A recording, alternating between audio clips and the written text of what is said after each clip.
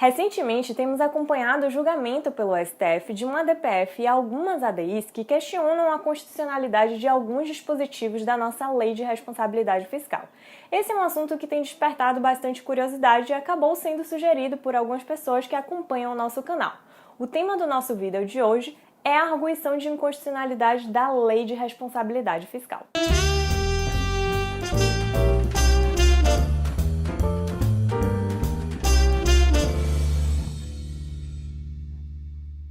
Antes de tratar sobre os dispositivos cuja constitucionalidade tem sido questionada perante o STF, vamos contextualizar a nossa Lei de Responsabilidade Fiscal. A Lei de Responsabilidade Fiscal é a Lei Complementar 101 de 2000, também muito conhecida pela sigla LRF. Ela foi aprovada num contexto de exigência do FMI, que entendeu que era a sua função liderar a promoção da transparência fiscal através do seu Código de Boas Práticas para a Transparência Fiscal.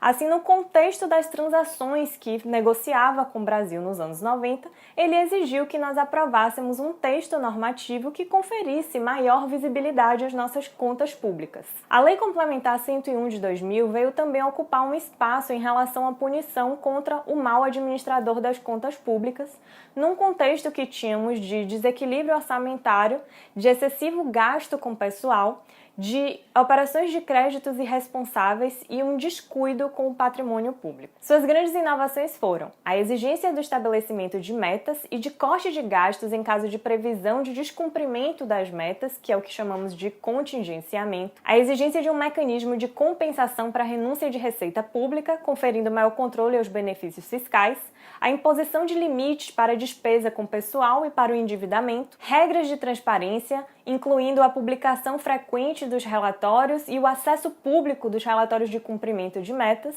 e imposição de penalidades, inclusive pessoais, aos administradores que descumprissem as suas regras. Apesar da sua relevância para o contexto das finanças públicas no Brasil e de algumas de suas disposições inspiradas em modelos estrangeiros de sucesso, muitos dos seus dispositivos foram questionados desde sua aprovação por supostamente violarem disposições constitucionais. Nesse contexto, nós temos o Conselho Federal da OAB, a Assembleia Legislativa e o Governo do Estado de Minas Gerais, alguns partidos políticos, a Associação de Membros dos Tribunais de Contas do Brasil e a Associação Nacional de Membros do Ministério Público como requerentes de ações de constitucionalidade perante o STF.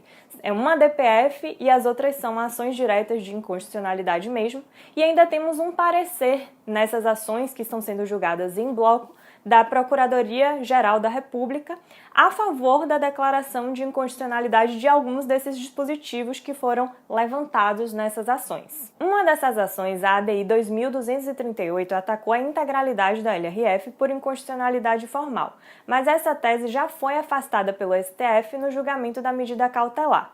No bojo de todas essas ações, muitos dispositivos foram questionados, e por isso a gente vai falar aqui dos que a gente entende que são mais relevantes, mais importantes, daqueles que vão gerar maior discussão.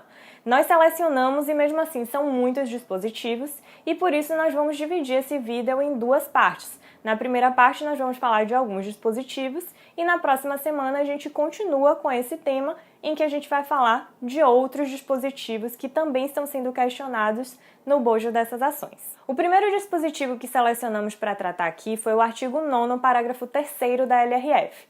O artigo 9º caput trata do contingenciamento e ele tem a seguinte redação: se verificado ao final de um bimestre que a realização da receita poderá não comportar o cumprimento das metas de resultado primário ou nominal estabelecidas no anexo de metas fiscais, os poderes e o Ministério Público promoverão, por ato próprio e nos montantes necessários, nos 30 dias subsequentes, limitação de empenho e movimentação financeira segundo os critérios fixados pela Lei de Diretrizes Orçamentárias. O questionamento acerca da inconstitucionalidade é do seu parágrafo 3º, que dispõe o seguinte: no caso de os poderes legislativo e judiciário e o Ministério Público não promoverem a limitação no prazo estabelecido no caput, é o Poder Executivo autorizado a limitar os valores financeiros segundo os critérios fixados pela Lei de Diretrizes Orçamentárias, a LDO. Esse talvez seja um dos dispositivos mais polêmicos da LRF e ele é questionado em face do princípio da separação dos poderes.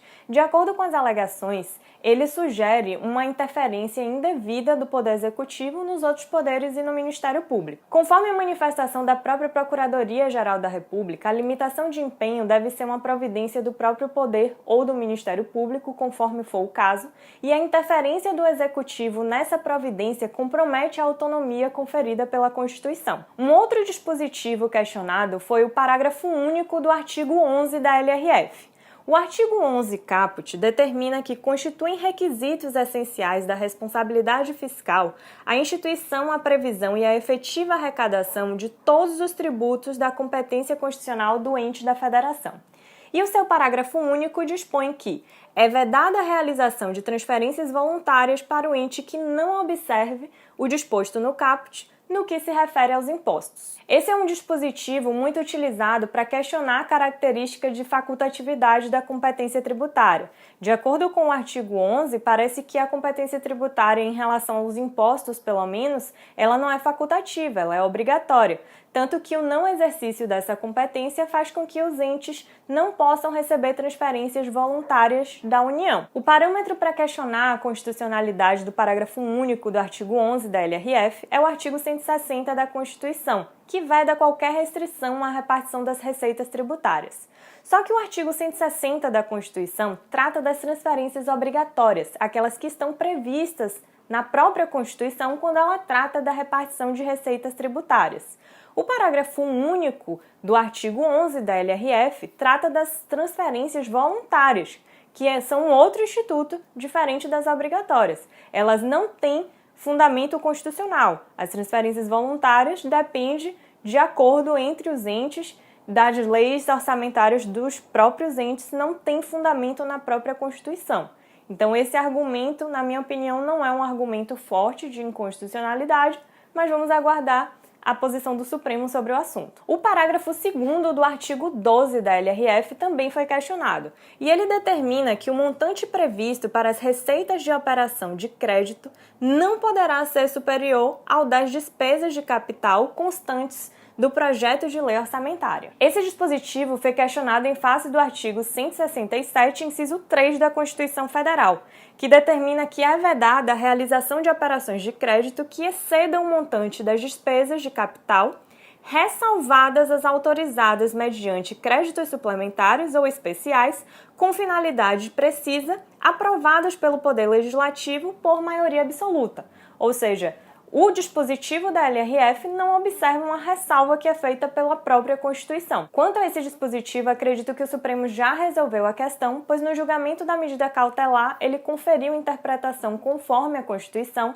para determinar que a proibição prevista nesse dispositivo não abrange as operações de crédito autorizadas mediante crédito suplementar e especial com finalidade precisa aprovados pelo Legislativo. Outro dispositivo questionado foi o artigo 18, parágrafo 1º da Lei de Responsabilidade Fiscal, que determina que os valores dos contratos de terceirização de mão de obra que se referem à substituição de servidores e empregados públicos serão contabilizados como outras despesas de pessoal. O argumento utilizado é que esse dispositivo teria equiparado trabalhadores terceirizados com servidores públicos estatutários, ofendendo assim o artigo 37, inciso 2 da Constituição Federal. Eu particularmente entendo que esse argumento não prospera porque não é uma decorrência lógica desse artigo.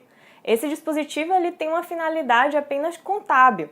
Ele prevê que serão contabilizadas as despesas com mão de obra terceirizada junto com as despesas de pessoal para fins de verificação dos limites estabelecidos na LRF, para que não haja uma burla desses limites através da contratação de mão de obra terceirizada. Tanto que ele deixa bem claro que a despesa com terceirizados que serão computadas dentro da despesa com pessoal serão aquelas em que os terceirizados estão substituindo servidores públicos ou empregados públicos. Isso para dar maior transparência, para que não haja uma burla através da contratação de mão de obra terceirizada. Vamos ver o que o Supremo vai manifestar sobre o assunto também. Como eu disse no início do vídeo, nós vamos interromper esse vídeo para que ele não fique muito longo e cansativo.